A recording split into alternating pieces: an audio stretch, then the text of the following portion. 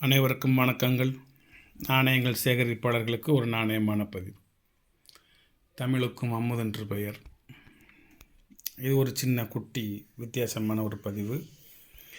2007, 2008, 2009, 2010, 2011 மொத்தம் ஒரு 5 வருடங்கள் நாணயம். 5 வருடத்தில் உள்ள அனைத்து மிண்டுகளும் 100% அனைத்து மிண்டுகளும் மொத்தம் 20 இருக்கணும். ஆனால் இதில் 2007 மும்பை மிண்டு கிடையாது, 2011 மும்பை மிண்டு கிடையாது. கவர்மெண்ட் வெளியிடலை. 3 மிண்டு தான், ஹைதராபாத்து, கொல்கட்டா, நொய்டா. அதனால் 20க்கான 2 குறைச்சி பாக்கி 18 நாணயம் இதில் இருக்கும். 2008, 2009, 2010 3 வருஷங்கள்லேயும் 4 மிண்டும் உண்டு. ஹைதராபாத்து, மும்பை, கொல்கட்டா, நொய்டான்னு 4 மிண்டுமே உண்டு. 2011 உள்ள ஒரு கொல்கட்டா ஸ்கேரு, கொல்கட்டா இல்லை ஹைதராபாத்து ஸ்கேரு. 2007 ஹைதராபாத்து ரொம்பவும் ஸ்கேர். புத்தகத்தில் போட்டிருக்காங்க, வலைத்தளத்துலையும் சொல்லியிருக்காங்க. வலைத்தளத்தில் இந்த 18 விதமான நாணயத்துலேயும் 2007 உள்ள நாணயம் மட்டும் 1000 ரூபா போட்டிருக்காங்க. இந்த போட்டிருக்கேன் பாருங்கண்ணா.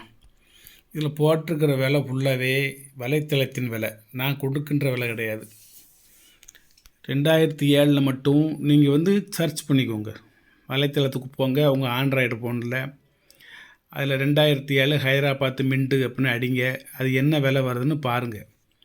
ஒரு நாணயம் 1000 ரூபாய். இது ஹைதராபாத்து மிண்டு தான், அதில் சந்தேகம்லாம் கிடையாது. இந்தாங்க, ஹைதராபாத்து மிண்டு, கொல்கட்டா மிண்டு, நொய்டா மிண்டு. மும்பை கிடையாது அதில். அதனால் அது நொய்டாவா மும்பையான உங்களுக்கு சந்தேகம் வர வேண்டிய அவசியம் இல்லை. 2008 ஒரு Hyderabad mint, Mumbai mint, Kolkata mint, Noida mint. 2009 ஒரு ஹைதராபாத்து மின்ட்டு. இன்னும் கொஞ்சம் ஜூம் பண்ணி காமிக்கவா? அதுக்கடுத்து ஒரு மும்பை மின்ட்டு, அதுக்கடுத்து ஒரு கொல்கட்டா மின்ட்டு, அதுக்கடுத்து ஒரு நொய்டா மின்ட்டு.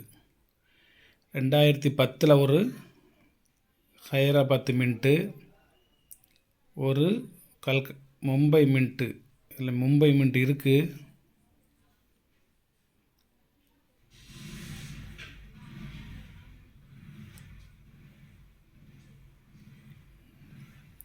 ஜூம் பண்ணனால அப்படி தெரியுது,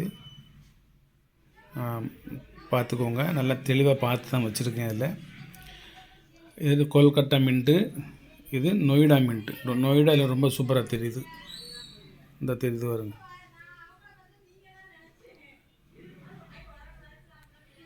அதுக்கடுத்து 2011 ஒரு ஹைதராபாத்து மின்ட்டு, ஒரு கொல்கட்டா மின்ட்டு, ஒரு நொய்டா மின்ட்டு. எல்லா வருடங்களிலும் அனைத்து விதமான மின்ட்டு வகைகள் இதில் இருக்கின்றன. இது ஒரு செட் காயின். இந்த 2007 1000, 1150, 1250, 1350, 1500, 1600, 1850, 2050, 2150, 2300, 2400, 2500, 2650, 2750, 2850, 950, 3150, 3450, 3550 ரூபா ஆகுது. வலைத்தளத்தில் போய் இதெல்லாம் நீங்கள் வாங்கணும்னா 3550 ரூபா ஆகுது. நான் இந்த ஒரு நாணயத்தின் விலை 1000 ரூபாயா? இது எல்லா நாணயமும் உங்களுக்கு ஃப்ரீ. மொத்தம் இது எல்லாம் இந்த செட்டு பூரம் சேர்த்து உங்களுக்கு 1000 ரூபா. 18 வகையான நாணயங்களும் எல்லாம் சேர்த்து மொத்தம் 1000 ரூபா. இந்த காயின் உங்களுக்கு வேறு எக்ஸ்ட்ரா நிறைய வேணும்னா ரொம்பவும் சீப்பாக நிறையனா கொத்து அள்ளித்தாரேன் வச்சுருக்கேன்.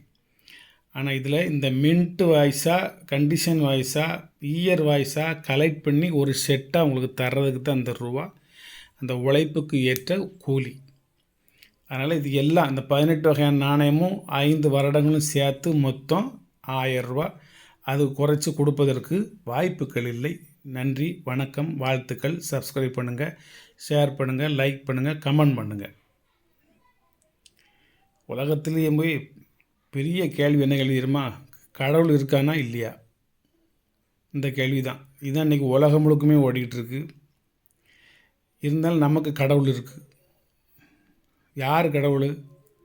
எனக்கு ஆபத்துக்கு உதவக்கூடிய எந்த ஒரு உயிரினமும் எனக்கு கடவுளுக்கு சமமானவர்கள். உயிர் பிரிந்து போவதை யாரேனும் கண்டதுண்டா அப்படின்னு ஒரு கேள்வி. ஒரு மனித உயிர் ஒரு உடம்புலேருந்து பிரிஞ்சு போகுது, அது யாரேனும் கண்டதுண்டா? கண்ணால் யாரும் பார்த்துருக்காங்களா அப்படிங்கிற ஒரு கேள்வி இருக்குது.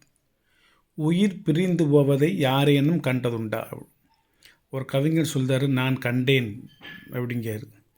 என்னடா இது ஆச்சரியமாக இருக்குது, உசுறு பிரிஞ்சு போகிறத இவர் பார்த்தாராம்ல அப்படின்னு சொல்லி அந்த கேள்வி எழப்படுகிறது அல்லது எழுப்பப்படுகிறது. அதை 2 விதமாக வர்ணிக்கின்றார். ஒன்று தாயை வர்ணிக்கின்றார், இன்னொன்று காதலியை வர்ணிக்கின்றார். அந்த நான் உலகில் மிக உன்னதமாக நினைக்கக்கூடிய தாயையே சொல்கின்றேன். அதில் அவர் அந்த கவிஞர் சொன்ன வார்த்தைகள், எனது தாய் இறந்து விட்டால் அவரை நல்லடக்கம் செய்வதற்காக எனது வீட்டிலிருந்து எடுத்து சென்றார்கள். என் உயிரே என்னிடமிருந்து பிரிந்து போனது மாதிரி ஒரு தோற்றத்தை நான் கண்டேன் அப்படிங்கிறாரு. எனது தமிழ் உங்களுக்கு புரிஞ்சிருக்கும்னு நினைக்கிறேன்.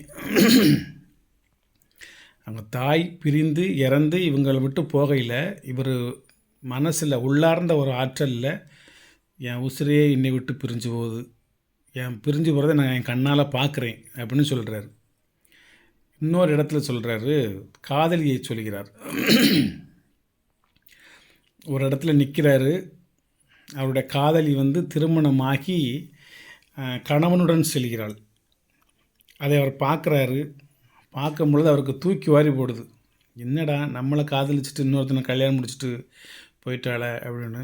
இதுதான் இப்போ இல்லை, இயற்கை தான். அவருக்கு அந்த காலத்தில் அவர் அதை உன்னதமாக நினைக்கார்.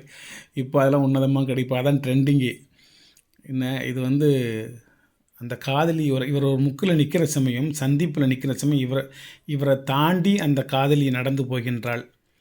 கடைக்கண் பார்வையால் ஒரு பார்வை இவரை பார்த்து விட்டு செல்கின்றாள். இவர் சொல்கிறார், எனது உயிர் மிகவும் அழகானது, எனது உயிர் அழகாக நடக்கக்கூடியது, எனது உயிரின் கூந்தலும் கால் சலங்கையும் நடக்கின்ற பொழுது எழுப்பப்படுகின்ற ஒளியும் அவள் வீசுகின்ற பார்வையும் என் உயிருக்கு இவ்வளவு அழகா என்பதை என்னால், அதாவது எனது உயிருக்கு இவ்வளவு அழகா என்று நான் மிகைப்படுத்தி எண்ணி பார்க்கிறேன் அப்படிங்கிறார்.